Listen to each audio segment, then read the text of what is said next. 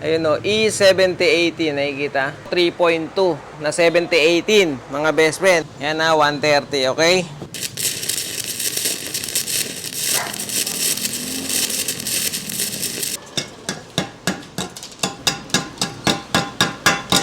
Oh, nakita niyo yung pagkakatunaw niya? 'Di ba? Ang ganda ng tunaw, 'di ba? Ano lang 'yan ha? 130.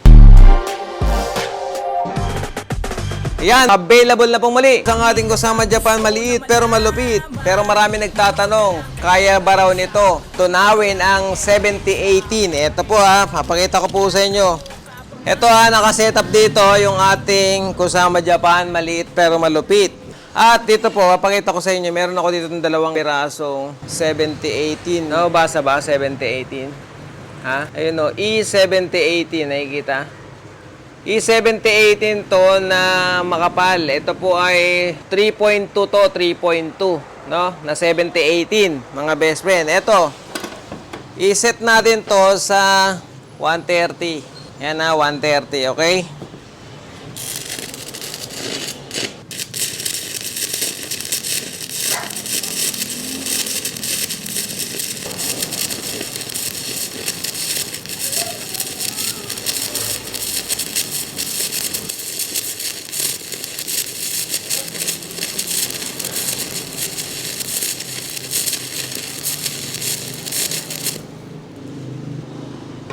Yan, nakita nyo ha, kayang-kayang tunawin. Yan po ay 7018 na, pakita mo ulit, 7018 ba? Diba? 7018 na 3.2, makapal po yan. So, natunaw niya, no? Yan yun.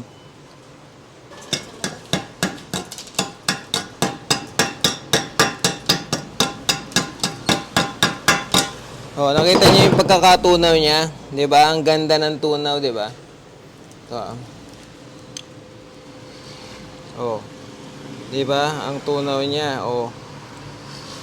Tunaw na tunaw ang 7018 ng ano lang 'yan ha, 130. Ibig sabihin, pwede ito sa pangmahina, pagka manipis, pero pwede rin sa makapal. Sa mga, meron nga tayong customer gumagawa ng armor car. Sabi niya talagang nagulat daw sila dahil kayang-kaya ng Kusama Japan yung armor car. Yung pabrika nila, armor car, pero ang mga welding machine nila dito sa atin kinukuha, mga best friend. Tapos yung nakaraan, sinubukan kong i-cut, di ba? Pinang-cut natin ang bakal. Papakita natin kung gaano kalakas yung ating inverter welding machine.